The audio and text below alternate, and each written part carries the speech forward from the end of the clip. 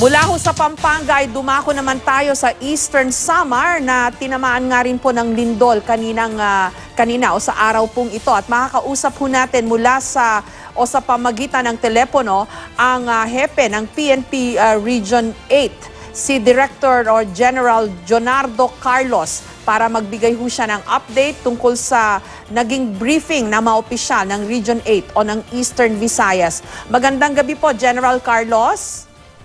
Yes, Ma'am Jessica, magandang gabi po mula po dito sa Eastern Visayas. May overall assessment na po ba for Eastern Visayas following the 6.5 magnitude na earthquake? Mas malakas ho yun kesa dun sa tumama dito sa Luzon kahapon eh. Anong mga bayan po o probinsya ang pinakanapuruhan ng lindol kanina? General? Opo, at 1:37 this afternoon, naramdaman po yung pagyanig dito sa Samar Island. So, kami po ay nasa Calbayog nung nangganap to at naramdaman nga po ito sa Calbayog Deep sa Northern Samar, especially sa Eastern Samar. Ngayon, immediately amin pong inalam sa amin pong mga stasyon, ang Tacloban, ang Palo, ang Maasin, meron din po silang naramdaman ng pagyanig ng mga ganong oras na yun. Ano po yung mga medyo nag-sustain ng major damage na mga bayan o mga probinsya, General? Opo, reported po sa ating pong mga municipal station sa Palapag, yung kanilang old chart, yung sa San Juan po, Eastern Samar, meron pong mga damages. And then yung report po sa Tacloban, meron din pong na-damage na mga building. At yung maliliit na bayan, meron pong mga crack in kalsada, pero all our roads are passable at this time in the bridges. Wala pong na-report na hindi nasira, na hindi po madaanan. So yun po, from natingnan po namin itong pong National Highway from Calbayog to Catarman, via Allen, nadadaanan po ito.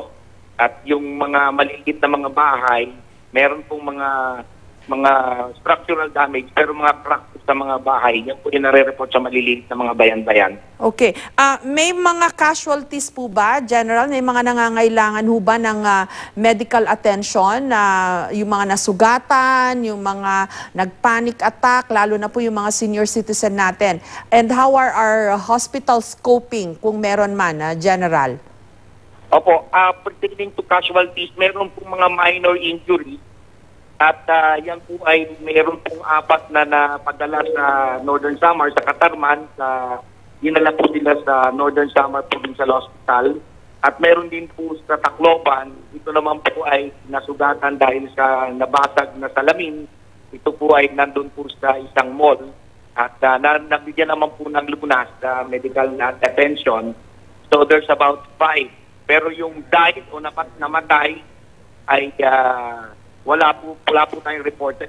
As of this time, ang aming count po ay 10 po itong wounded na nasugatan. Mga minor injuries lang po ito. Oh, okay. So mabuti po at ganon, no?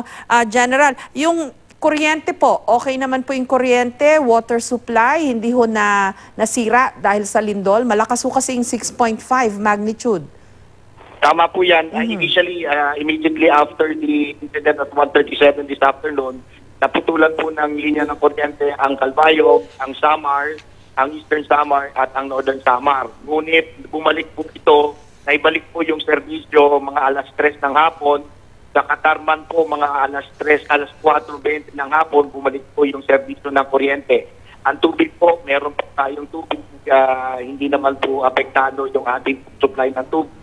At yung ating mga kababayan dito sa Samar at sa Leyte, ay sila po ay nakaka-cope up and nakaka-respond po sila ng maayos dito sa nangyaring lindol. Okay. General Carlos, gusto ho namin kayong bigyan ng pagkakataon para manawagan. Baka meron ho kung hindi natanong sa inyo na importanteng information that you need to relay sa ating mga kababayan. At pakidagdag nyo na rin po, no? Kasi sa Tacloban daw po, sabi nung ating stringer doon, no, na si Byron Alcoba, meron daw mga natakot sa tsunami, gayong wala namang na-generate pong tsunami alert. Itong lindol. Pakisama nyo na rin po ito sa inyong panawagan. General Carlos, you have the floor po.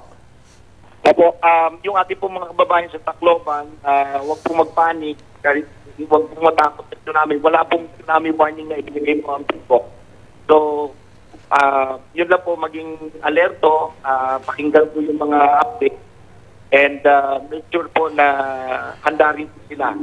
Ngayon, yung ating pong mga kapulisan, we are tasked to be on full alert by the PNP.